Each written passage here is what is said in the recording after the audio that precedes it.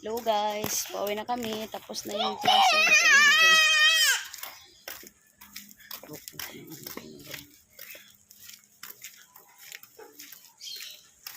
Ayaw ko na uuwi. O sige, doon ka na sa school. Bumalik ka doon sa school mag-isa. Hindi, kumain pa ako. Pag ganyan. Hindi nga pwede kasi makano yun, makasuka nga. Makasakit sa tiyan.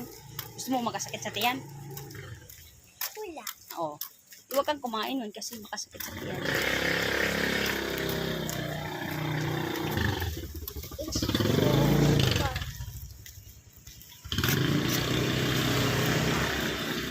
Nasuko siya guys, kaya gusto niya makahanubuan.